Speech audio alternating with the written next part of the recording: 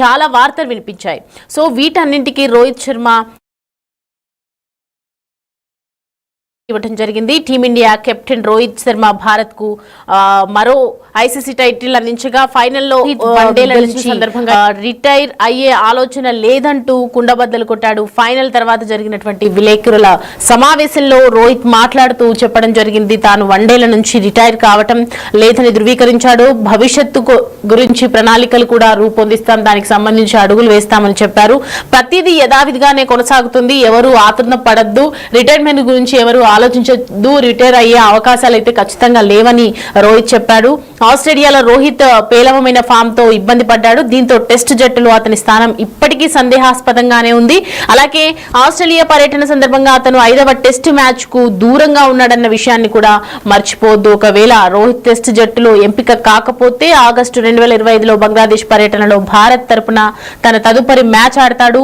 రోహిత్ ఇప్పుడు కాస్త విరామం తీసుకుంటాడు. ఆ తర్వాత ఐపీఎల్ 2025లో ఆడతాడని చెప్తున్నారు. హార్దిక్ పాండ్యా కూడా కెప్టెన్సీ లో రోహిత్ ముంబై ఇండియన్స్ తరపున ఆడటం కూడా మనం చూడొచ్చు. ఇక దీనికి సంబంధించి మరి రోహిత్ చెప్పినటువంటి వ్యాఖ్యల గురించి మరిన్ని అప్డేట్స్ అందించడానికి మా ప్రతినిధి రానా సిద్ధంగా ఉన్నారు, ఫోన్ లైన్ లో అందుబాటులో ఉన్నారు. మనకి రానా, చూస్తున్నాం మనం నిన్న రోహిత్ శర్మ చెప్పినటువంటి వ్యాఖ్యలు, రిటైర్మెంట్ గురించి ఆలోచన ఏమీ లేదని చెప్పారు. సో రిటైర్డ్ అయ్యే అవకాశాలు అయితే లేవా ఇప్పుడు? 2013 నుంచి 2025 మధ్య అంటే ఇప్పటి వరకు కూడా ఛాంపియన్స్ ట్రోఫీని ఇండియా గెలవలేకపోయింది. కానీ ఆ యొక్క ఫీట్ ని చాలా సునాయాసంగా రోహిత్ శర్మ అనేది గెలుచుకుంది. ఎందుకంటే ఈ ఛాంపియన్స్ ట్రోఫీలో తన యొక్క వ్యూహాలన్నీ కూడా ఫలించడము, పైగా మొత్తం ఆటగాళ్లతో కూడా డ్రెస్సింగ్ లో మంచి ఆహ్లాదకరమైనటువంటి వాతావరణం క్రియేట్ చేయడంలో రోహిత్ శర్మ పాత్ర అనేది చాలా కీలకం. ఎందుకంటే చాలా మంది యువ ఆటగాళ్లు వచ్చారు, మధ్యలో ఉన్నటువంటి కొంతమంది సీనియర్ ఆటగాళ్లు ఉన్నప్పటికీ వాళ్ళందరినీ కూడా సమన్వయం చేసుకుంటూ యాజ్ కెప్టెన్ గా ఇండియాకి కెప్టెన్ గా ఉంటే ఎంత ఒత్తిడి ఉంటే మనం ప్రత్యేకంగా చెప్పాల్సిన అవసరం లేదు. ఎందుకంటే ఒక మ్యాచ్ ఓడిపోతే ఆటోమేటిక్ గా క్రిటిసిజం అనేది ఆ కెప్టెన్ మీదే పడుతుంది ఎక్కువగా, ఎందుకంటే ప్లేయర్స్ మీద కాకుండా. సో ఈ నేపథ్యంలో గతంలో జరిగినటువంటి న్యూజిలాండ్ తో సిరీస్లు కానీ, తర్వాత ఇంగ్లాండ్ తో జరిగిన సిరీస్ లో కానీ ఓటమి పాలైనప్పుడు, ఆస్ట్రేలియా ఓటమి పాలైనప్పుడు ఎక్కువగా వ్యతిరేకత వచ్చింది, క్రిటిసిజం ఎదుర్కొన్నది కూడా రోహిత్ శర్మనే. కాకపోతే ఇప్పుడు ఈ టోర్నమెంట్ మాత్రం చాలా ప్రత్యేకమైంది. ఎందుకంటే ఐసీసీ, ఎందుకంటే ఇంకా ఈ ఐసీసీనే లాస్ట్ చివరిది అనుకున్న రూమర్లు వస్తున్నటువంటి సమయంలో రోహిత్ శర్మ చాలా అద్భుతమైనటువంటి పర్ఫార్మెన్స్ చేసి పైగా ఫైనల్ లో కూడా తను 76 పరుగులు చేశాడు. సో ఇవంతా చేసి జట్టును ముందు నడిపించి టైటిల్ ఈ విషయంలో చాలా కీలక పాత్ర పోషించాడు. సో సెలబ్రేషన్స్ అయిపోయి టైటిల్ తీసుకున్నారు. అయిపోయిన తర్వాత ప్రెస్ మీట్ పెట్టినప్పుడు మొత్తం దాదాపు ఒక 10 నిమిషాల వరకు కూడా రోహిత్ శర్మ వివిధ మొత్తం దేశాల నుంచి వచ్చినటువంటి రిపోర్టర్లు అందరూ కూడా కొన్ని క్వశ్చన్స్ అడిగారు. అంటే మ్యాచ్ గురించి అడిగారు, తర్వాత వ్యూహాల గురించి అడిగారు, తర్వాత పాకిస్తాన్ హోస్టింగ్ గురించి అడిగారు, తర్వాత దుబాయ్ వేదికగా జరిగినటువంటి మ్యాచ్ల గురించి అడిగారు. అనేక రకాలుగా అడిగినప్పుడు సో ప్రెస్ మీట్ అయిపోయినప్పుడు లాస్ట్ లో ఒక కీలకమైనటువంటి వ్యాఖ్య అనేది చేశారు. యాక్చువల్ అయితే వాళ్ళందరూ అడుగుదాం అనుకున్నారు, అంతలోపలనే రోహిత్ శర్మ రిపోర్టర్లు అడగక ముందే వన్ మోర్ ఇంపార్టెంట్ కోట్ అంటూ కూడా అదని చెప్పి, నేను ఈ వన్డే ఫార్మాట్ నుంచి ఇటువంటి పరిస్థితుల్లోనూ రిటైర్డ్ కావటం లేదు అనేది అతను చాలా బద్దలు కొట్టినటువంటి విషయం. ఎందుకంటే వాళ్ళందరూ కూడా ఒక్కసారిగా క్లాప్స్, నవ్వులు విరిచినటువంటి నేపథ్యం. ఎందుకంటే అక్కడంతా కూడా రిపోర్టర్లు అంతా ఉంటారు కాబట్టి ఆ కాన్ఫరెన్స్ రూమ్ లో, సో వాళ్ళందరూ కూడా ఒక్కసారిగా ఇక్కడ హర్షధ్వానాలు వారు ఇచ్చినటువంటి నేపథ్యం పడుతుంది. సో దాంతో పాటు 2027లో జరిగేటువంటి వరల్డ్ కప్ కూడా తను అందుబాటులో ఉంటారనేసి కూడా చాలా సూచనప్రాయంగానే అతను చెప్పినటువంటి నేపథ్యం కాబట్టి. కాకపోతే ఇప్పుడున్నటువంటి పరిస్థితుల్లో చాలా బిజీగా కూడా క్రికెట్ ఆడాడు కాబట్టి కొన్ని రోజుల పాటు కూడా అతను రెస్ట్ తీసుకోవాల్సిన అవసరం ఉంటుంది. ఇప్పుడు వరుసగా మళ్ళీ 22వ తారీఖు నుంచి ఐపీఎల్ స్టార్ట్ కాబోతుంది. సో ఐపీఎల్ లో 7 మ్యాచ్ల దాకా ఆడాల్సిన అవసరం ఉంటుంది కాబట్టి హోమ్ గ్రౌండ్ లో.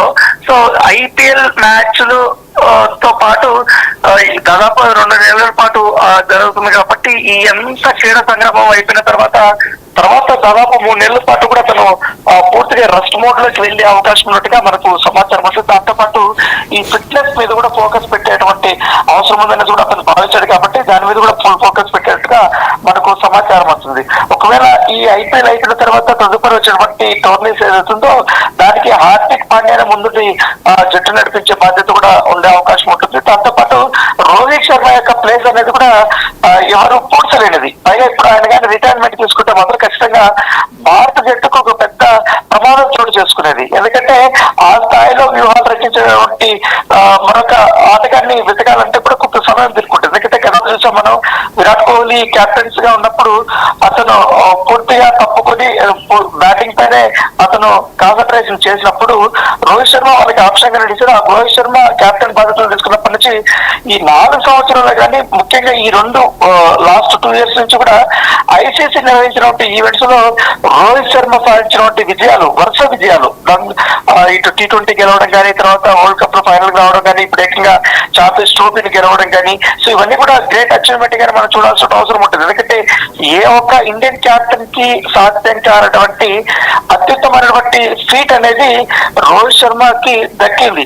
సో దాన్ని అతను ఇంకా కాపాడుకుంటున్నాడు కాబట్టి పైగా ఇప్పుడు జట్టు అనేది ఒక మంచి స్థితికి వచ్చింది. ఎందుకంటే ఇప్పటి వరకు ఉన్నటువంటి గతంలో అనేక జట్లను కూర్పు జరిగింది, కానీ ఇప్పుడు ఛాంపియన్స్ ట్రోఫీలో కూర్పు జరిగినటువంటి జట్టు ఇదే అత్యుత్తమైనది కూడా చాలా మంది మాజీ క్రికెటర్లందరూ కూడా వ్యాఖ్యానిస్తున్నారు.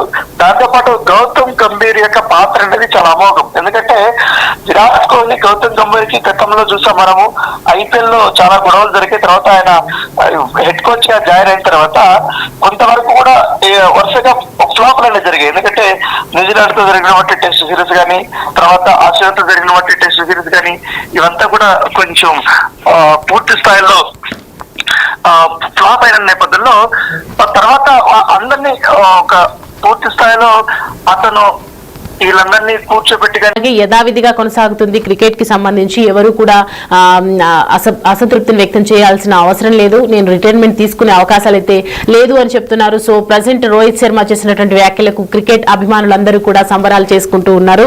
అయితే ఇక ఇంకో 2 నెలల్లో కూడా రోహిత్ కు 38 ఏళ్ళు వస్తాయి. ఇక ఇప్పుడిప్పుడే ఐసీసీ మేజర్ టోర్నీలు ఏమీ లేవు. మళ్ళీ 2027లోనే వన్డే ప్రపంచ కప్ ఉంది. అప్పటి వరకు రోహిత్ జట్టులో కొనసాగకపోవచ్చని, ఈ మేజర్ ట్రోఫీ కైవసం చేసుకున్న అనంతరం రిటైర్మెంట్ ప్రకటించవచ్చని అంతా భావించారు. కానీ ఇప్పుడు రోహిత్ శర్మ చేసినటువంటి వ్యాఖ్యలకు అందరూ కూడా ఆనందాన్ని వ్యక్తం చేస్తున్నటువంటి పరిస్థితి. సో రోహిత్ శర్మ రిటైర్మెంట్ తీసుకునే అవకాశాలు అయితే ఖచ్చితంగా కనిపించడం లేదు.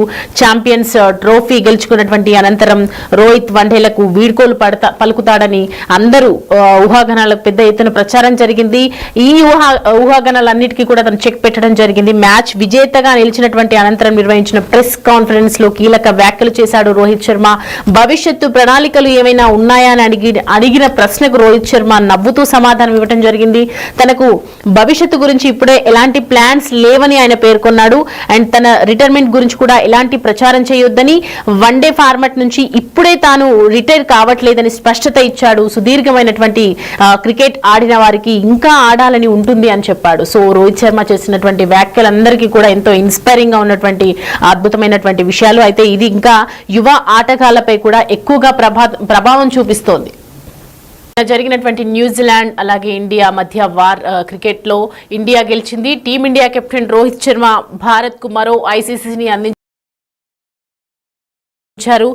ఫైనల్లో న్యూజిలాండ్ ను 4 వికెట్ల తేడాతో ఓడించి భారత్ ఛాంపియన్స్ ట్రోఫీని గెలుచుకుంది. ఈ టోర్నమెంట్ లో భారత్ 2 సార్లు న్యూజిలాండ్ ను ఓడించింది. ఫైనల్లో రోహిత్ అద్భుతంగా రాణించి 83 బంతుల్లో 76 పరుగులు చేసి జట్టును ఛాంపియన్ గా నిలిపాడు. ఇదిలా ఉండగా ఫైనల్ మ్యాచ్ తర్వాత రోహిత్ వన్డే ఫార్మాట్ నుంచి రిటైర్ అవుతారని చాలా వార్తలు వినిపించాయి. సో వీటన్నింటికీ రోహిత్ శర్మ ఇవ్వడం జరిగింది. టీమిండియా కెప్టెన్ రోహిత్ శర్మ భారత్ కు మరో ఐసీసీ టైటిల్ అందించగా, ఫైనల్లో వన్డేల నుంచి సందర్భంగా రిటైర్ అయ్యే ఆలోచన లేదంటూ కుండబద్దలు కొట్టాడు. ఫైనల్ తర్వాత జరిగినటువంటి విలేకరుల సమావేశంలో రోహిత్ మాట్లాడుతూ చెప్పడం జరిగింది, తాను వన్డేల నుంచి రిటైర్ కావటం లేదని ధృవీకరించాడు. భవిష్యత్తు గురించి ప్రణాళికలు కూడా రూపొందిస్తాం, దానికి సంబంధించి అడుగులు వేస్తామని చెప్పారు. ప్రతిదీ యథావిధిగానే కొనసాగుతుంది, ఎవరు ఆతృత పడద్దు, రిటైర్మెంట్ గురించి ఎవరు ఆలోచించద్దు, రిటైర్ అయ్యే అవకాశాలు అయితే ఖచ్చితంగా లేవని రోహిత్ చెప్పాడు. ఆస్ట్రేలియాలో రోహిత్ పేలవమైన ఫామ్ తో ఇబ్బంది పడ్డాడు. దీంతో టెస్ట్ జట్టులో అతని స్థానం ఇప్పటికీ సందేహాస్పదంగానే ఉంది. అలాగే ఆస్ట్రేలియా పర్యటన సందర్భంగా అతను 5వ టెస్ట్ మ్యాచ్ కు దూరంగా ఉన్నాడన్న విషయాన్ని కూడా మర్చిపోవద్దు. ఒకవేళ రోహిత్ టెస్ట్ జట్టులో ఎంపిక కాకపోతే ఆగస్టు 2025లో బంగ్లాదేశ్ పర్యటనలో భారత్ తరపున తన తదుపరి మ్యాచ్ ఆడతాడు. రోహిత్ ఇప్పుడు కాస్త విరామం తీసుకుంటాడు. ఆ తర్వాత ఐపీఎల్ 2025లో ఆడతాడని చెప్తున్నారు. హార్దిక్ పాండ్యా కూడా కెప్టెన్సీ లో రోహిత్ ముంబై ఇండియన్స్ తరపున ఆడటం కూడా మనం చూడొచ్చు. ఇక దీనికి సంబంధించి మరి రోహిత్